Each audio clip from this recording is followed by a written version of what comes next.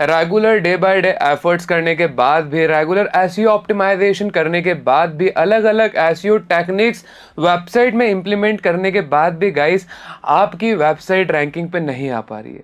कभी क्या सोचा है आपने इसके पीछे क्या रीज़न है, क्यों आपकी वेबसाइट गूगल सर्च इंजन पे नहीं रैंक कर पा रही?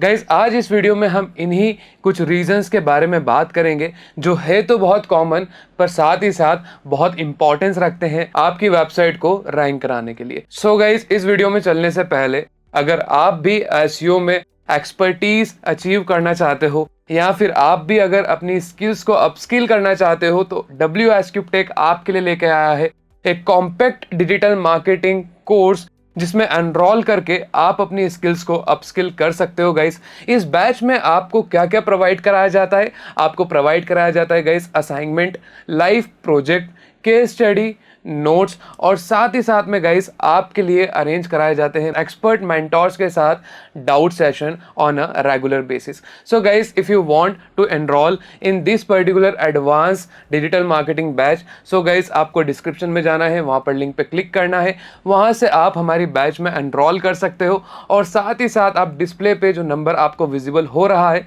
इस पे कांटेक्ट करके भी आप हमारे इस कोर्स में एनरोल कर सकते हो।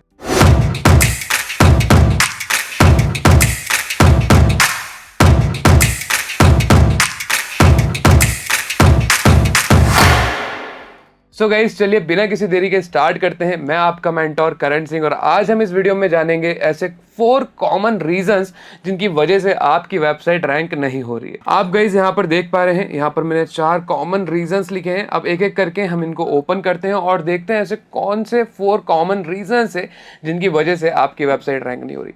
गाइस आप यहाँ पर रीजन नंबर 1 देखोगे, टाइमिंग।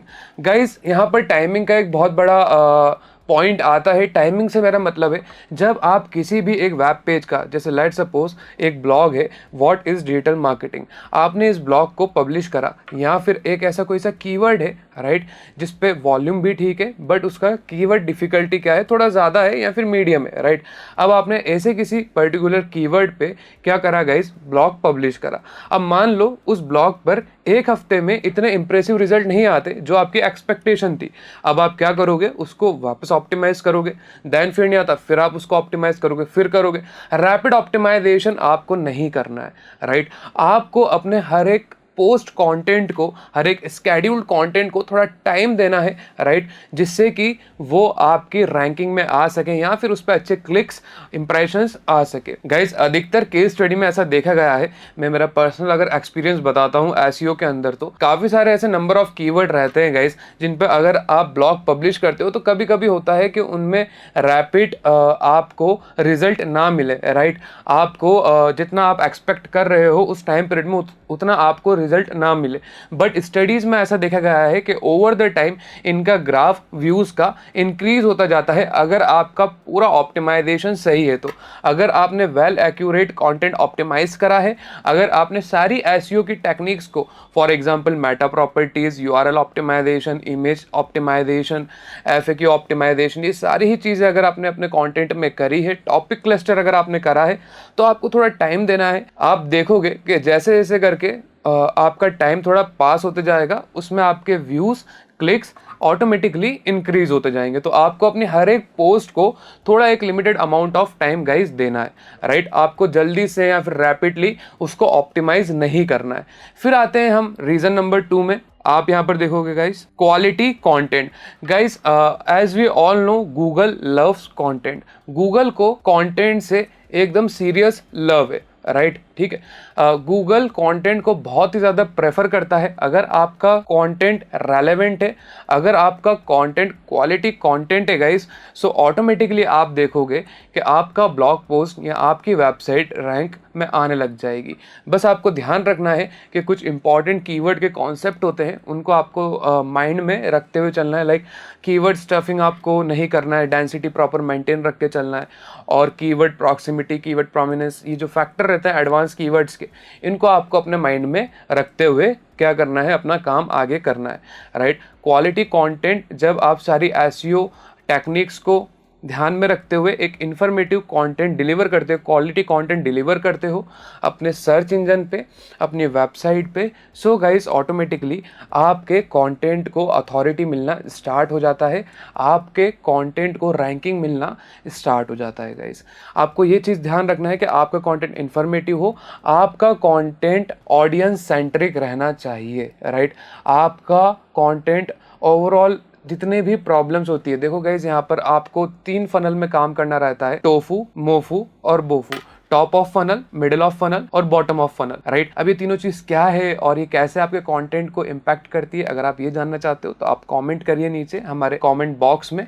अगर आपकी डिमांड रहती है इस पर्टिकुलर टॉपिक को, फनल्स, ये बेसिकली फनल रहते हैं, इन फनल्स को कवर करने की, तो मैं एक पर्टिकुलर वीडियो इस पे भी लेके आऊंगा।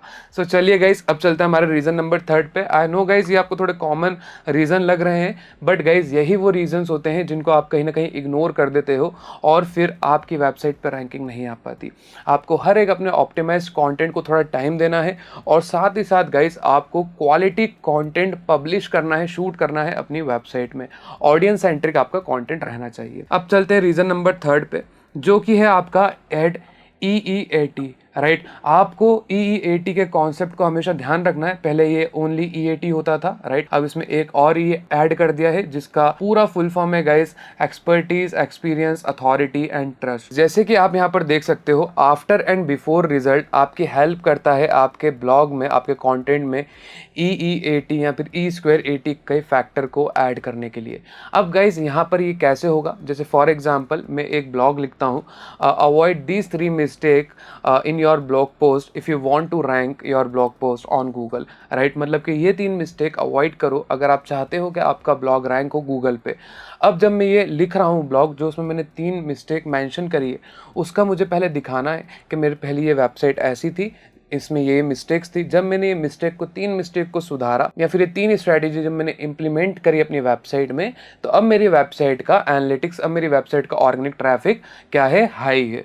तो वहाँ पर आप एक स्नैपशॉट लगा सकते हो अपने एनालिटिक्स का, अपने GSC का। सो गाइज ये कुछ मेथड रहती है जिसकी हेल्प से आप अपने ब्लॉग पोस्ट को इफेक्टिव बना सकते हो। आप अपने कंटेंट के अंदर E²AT के फैक्टर को ऐड कर सकते हो।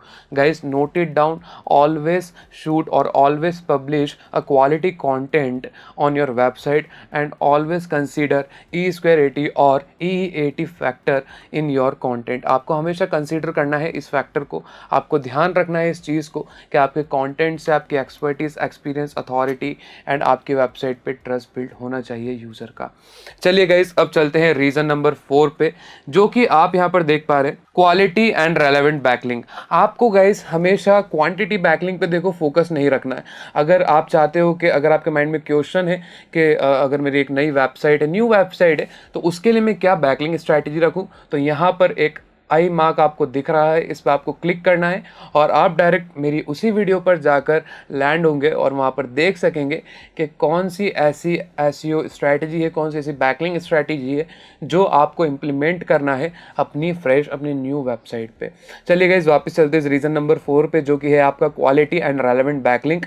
आपको अपनी नीड से रेलेवेंट बैकलिंक साइट से ही बैकलिंक्स लेना है।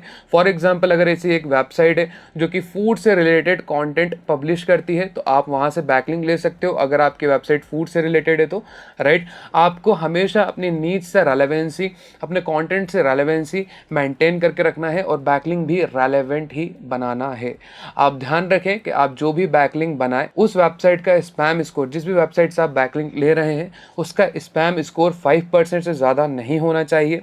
डोमेन अथॉरिटी ट्राई करें कि 25% से ज़्यादा हो, तो वो वेबसाइट ज़्यादा पोटेंशियली अच्छी रहती है, राइट। और पेज अथॉरिटी तो गाइज यहाँ पर रैंडम रहता है, वो हर एक किसी के साथ चेंज होता रहता है, right. According to the pages वो वैरी करता है कि किस पेज की कितनी अथॉरिटी, तो उसके हिसाब से चेंज होता है।